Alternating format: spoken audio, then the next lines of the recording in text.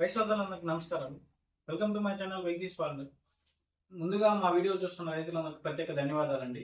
ఈ రోజుతో మా ఛానల్ 500 మంది సబ్స్క్రైబ్ చేసుకున్నారండి. వారందరికీ పేరు పేరున ధన్యవాదాలు. ఈరోజు టాపిక్ వచ్చేసరికి ఎస్ఎస్బి అంటే సింగిల్ సూపర్ ఫాస్ఫేట్ గురించి మాట్లాడుకుందాం.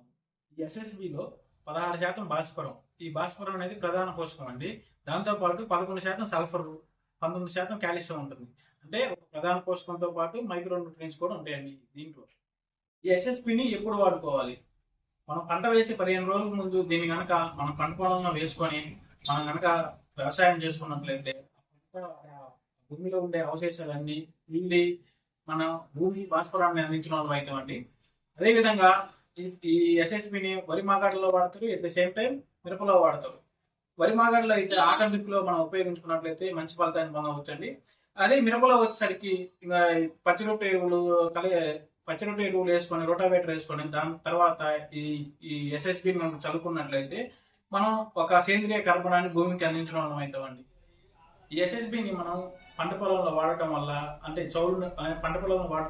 చౌడు నేలల్లో వాడటం వల్ల ఆ నేల యొక్క శారత్వ గుణాన్ని తగ్గించి పిహెచ్ లెవెల్కి దగ్గరగా తీసుకొచ్చిందండి. అసలు పిహెచ్ లెవెల్ అంటే ఏంటంటే మన నేలలో పిహెచ్ లెవెల్ ఉండవలసిన పిహెచ్ లెవెల్ వచ్చేసరికి 6.5 నుంచి 7.5 ఉండాలండి.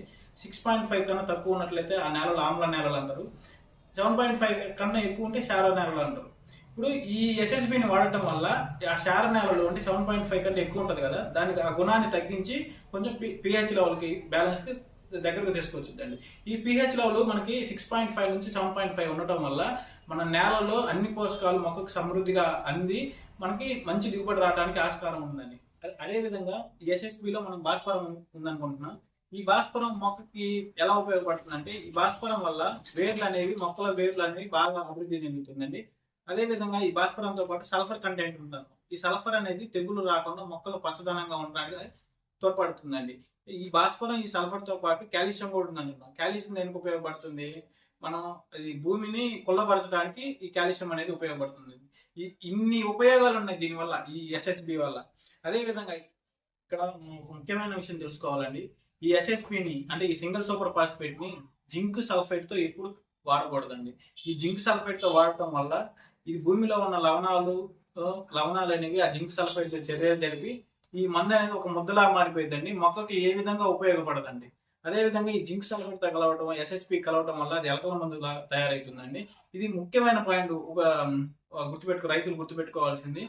దీనిని జింక్ సల్ఫేట్ తో ఎప్పుడు కలిపి వాడకూడదండి. ఇలా ఈ విధంగా ఈ సింగిల్ సూపర్ ఫాస్ఫేట్ మనం వరిలో కానీ అదే విధంగా మిరపలో కానీ వాడుకోవడం వలన పంట అవశేషాలు కుళ్ళి మనకి మొక్కకు భాస్వరాన్ని అందించడానికి ఆస్కారం ఉంటుందండి.